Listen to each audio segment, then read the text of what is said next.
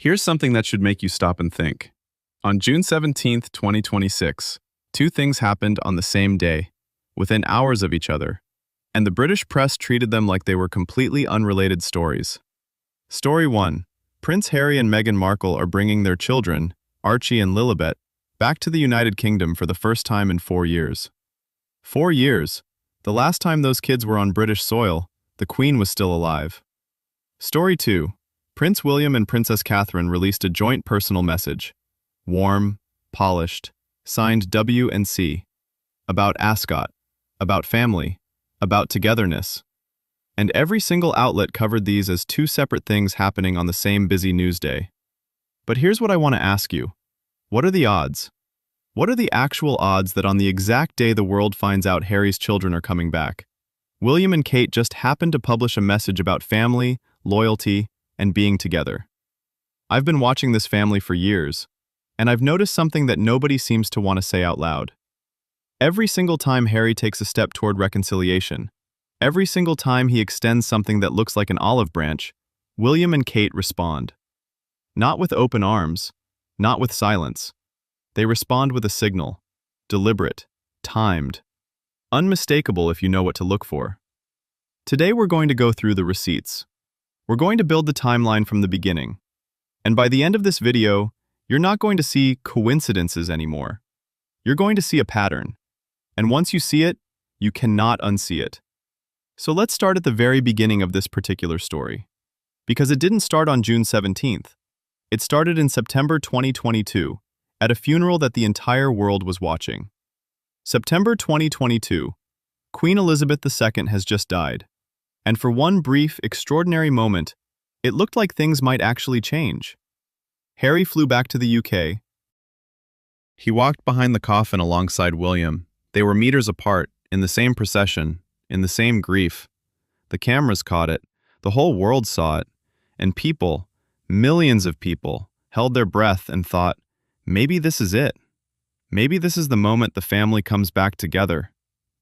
And then something happened that got very little attention at the time. In the days that followed, while Harry was still in the country, William and Kate made a series of appearances. Every single one of them was photographed. Every single one of them was a masterclass in what I'd call the closed frame. The two of them together, George, Charlotte, and Louis between them. A unit, complete, whole, with no empty space in it.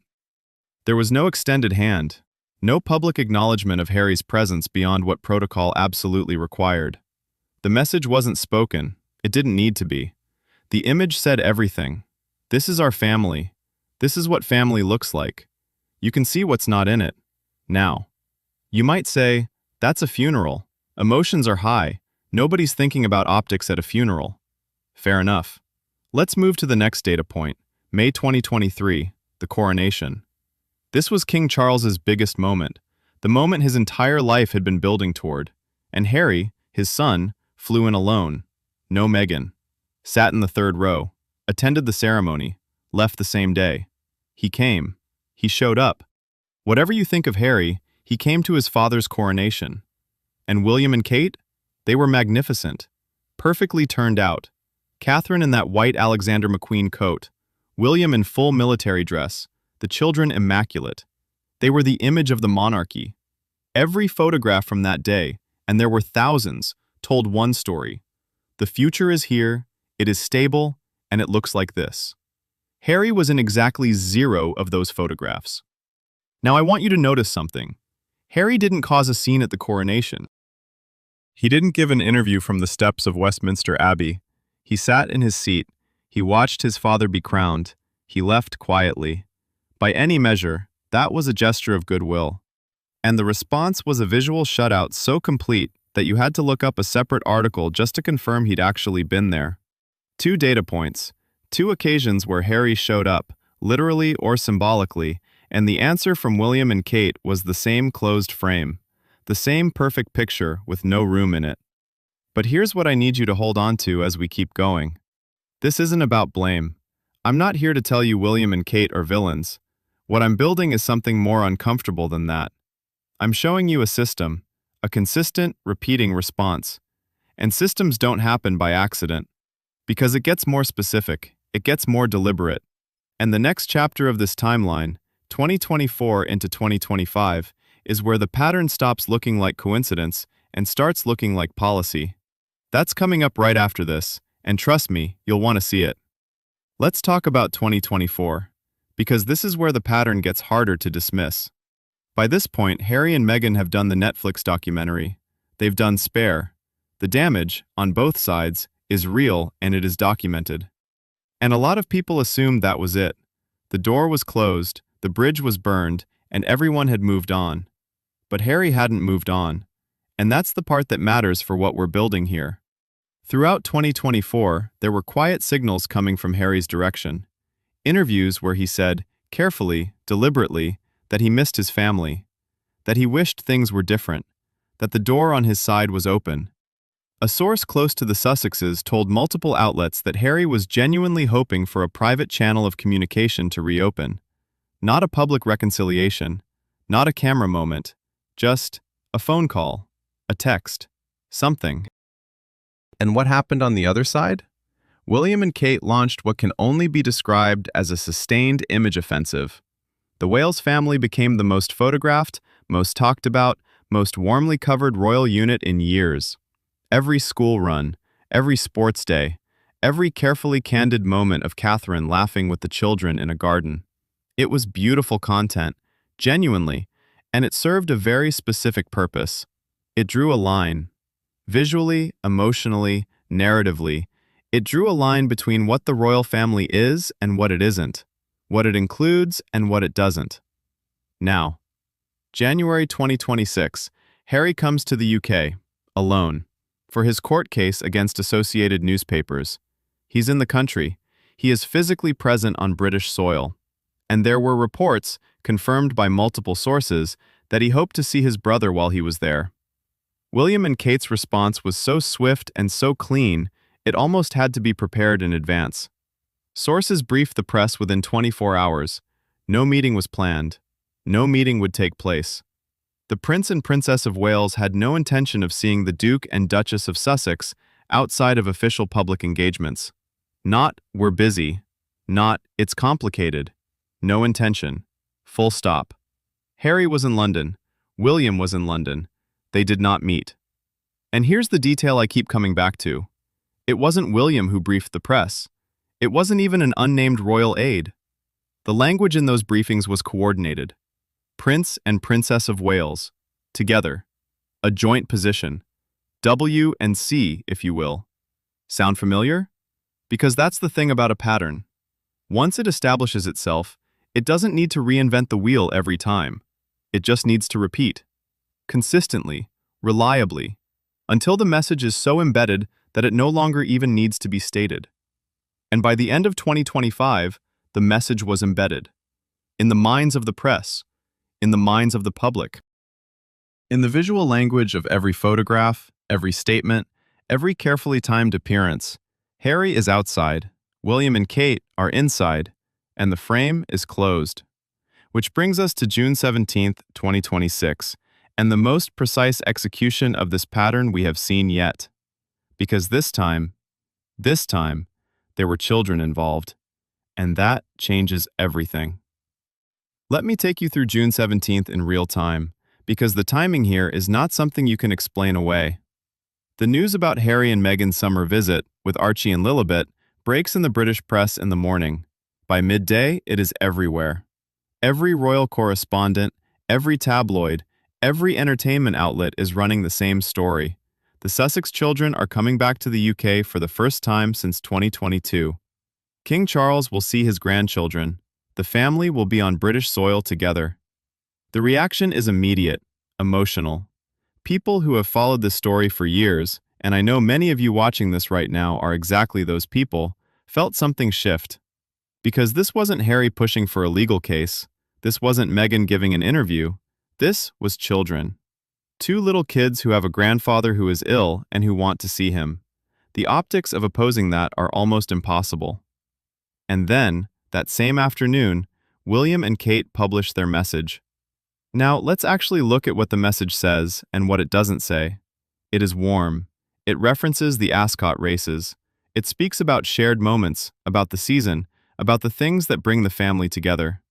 It is signed, and this is the word I want you to sit with, W and C. Not William and Catherine, not the Prince and Princess of Wales, W and C.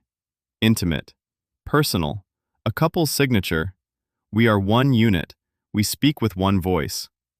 What it does not contain is a single word about Harry, about Archie, about Lilibet, about a family visit, about children who haven't seen their British family in 4 years.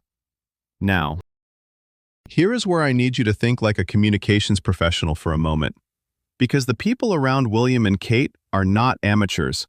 The Kensington Palace communications team is one of the most sophisticated operations in the world. They know, they absolutely know, what is in the news cycle on any given day. They track it in real time. There is zero chance that message went out without someone in that office knowing that the Sussex visit story was breaking simultaneously. Which means one of two things. Either someone pressed publish on that message without checking the news, which, for a team of that caliber, is essentially impossible. Or the timing was known, considered, and accepted. And if the timing was accepted, if someone looked at the news cycle, saw that Harry's children were the story of the day, and said, yes, send it now, then the message is not about Ascot. The message is about this. We are here. We are together. This is what family looks like. And we didn't need to mention anything else to make that point, because the contrast speaks for itself. This is the most sophisticated version of the pattern we have seen. Because previous iterations required a visual, a photograph, an appearance, a closed frame you could point to. This one works entirely in the space between what was said and what wasn't. It works in the silence. And silence, when it is this precise and this timed, is not neutral. If you've been following this story and something always felt slightly off, like you could see something happening but couldn't quite name it, this is what you were seeing. Not random decisions. Not separate stories on a busy news day. A pattern. Consistent since 2022. Executed again on June 17, 2026. And now, Harry is bringing his children here. And everyone is about to find out what happens when that pattern meets two kids named Archie and Lilibet. So here we are. Summer 2026. And for the first time in 4 years, Archie and Lilibet are getting on a plane to the UK. And I want you to think about what that actually means. Not as a headline, not as a royal story, as a human situation. There are 5 cousins in this family. George, Charlotte, and Louis on one side, Archie and Lilibet on the other. The oldest of them is 12, the youngest is 4, and they do not know each other. Not really. Not in the way cousins know each other. The way you know someone because you've argued over the remote control and eaten Christmas dinner together and fallen asleep in the back of the same car. They are strangers. And they are strangers because the adults in their lives could not find a way through. Now, King Charles is going to see his grandchildren. That part seems certain. And whatever you think about everything else in this story, that image, an ill grandfather with the 2 grandchildren he hasn't held in years, that image is going to hit differently than any statement, any briefing, any perfectly timed message ever could. Charles wanted this. Every source, every insider, every royal correspondent who has covered this story agrees on that one point. This visit is happening because Charles asked for it. Because Charles is ill, and Charles is a grandfather, and Charles decided that whatever the politics are, he wants his family around him while he still can. And that human decision, is the thing that no pattern can fully contain. Because here's the question that nobody can answer right now. Not me, not the royal correspondents, not the insiders with their briefings and their carefully worded statements. Will George, Charlotte, and Louis meet their cousins? Will 5 children who share blood and history and a grandmother they all lost, will they be allowed to simply be in a room together? Because if they are, if someone decides that whatever the adults are fighting about, the children don't have to carry it, then this visit becomes something different. It becomes a crack in the pattern, a moment that the closed frame cannot close around, because children playing together is not a political statement, it's just children playing. And if they aren't, If the visit happens and Archie and Lilibet spend their time in the UK without ever seeing the cousins who live 40 minutes away, then we will have our answer about what this pattern really is, about how deep it goes, about whether any of this was ever actually about Harry and Meghan, or whether it was always, from the very beginning, about something more permanent than that. I've laid out 4 years of evidence today. I've shown you 2022, 2023, 2024, 2025, and now June 17th, 2026. Every single time Harry extended something, presence, goodwill, proximity, the response was the same closed frame, the same perfect picture with no space in it. But here's what patterns cannot account for. They cannot account for a 6-year-old boy and a 4-year-old girl landing at a British airport and not fully understanding why everything feels so complicated. They cannot account for a grandfather who might be running out of time and knows it. They cannot account for the specific weight of a family that has everything, every privilege, every resource, every advantage the world can offer, and still cannot find its way back to the same room. That is the question this summer is going to answer. Not the one about Harry and William, not the one about Meghan and Kate, the one about 5 children who did not choose any of this. I'll be covering every development as it happens. If you want to be here for that, and I think you do, because you made it to the end of this video, hit subscribe right now, because this story is not over. It hasn't even reached its most important moment yet. And when it does, when those planes land and those doors open and we find out what kind of family this actually is, I want you to already know everything we went through today. Because context is everything. And now you have it. The visit hasn't happened yet, but the pattern already told us what to watch for. Watch carefully.